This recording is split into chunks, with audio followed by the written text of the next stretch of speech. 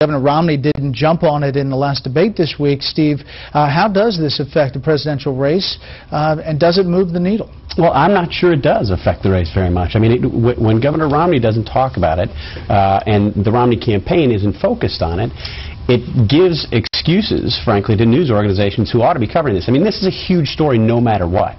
And it will be, no matter who wins the election. No question. And if President Obama wins the election, it will be a huge an ongoing scandal. We'll get these reports. There will be hearings in Congress. You can bet on all of that.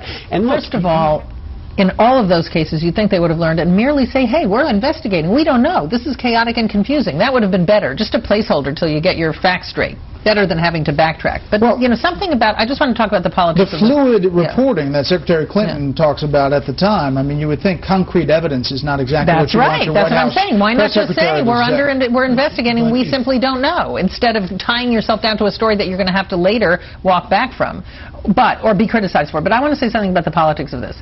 You know, Mitt Romney has one of the biggest megaphones that anybody, any human being can have. He is the Republican nominee for president, and he had a chance.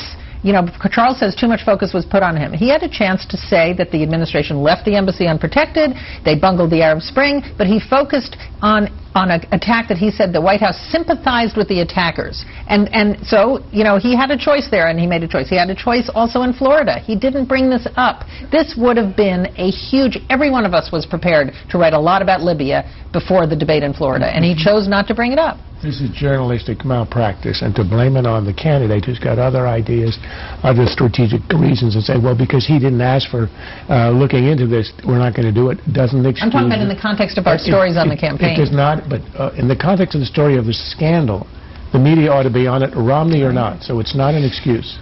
Stick around to the online show, and you have more to say. Strong letter to follow. Absolutely. We have an online show after this show.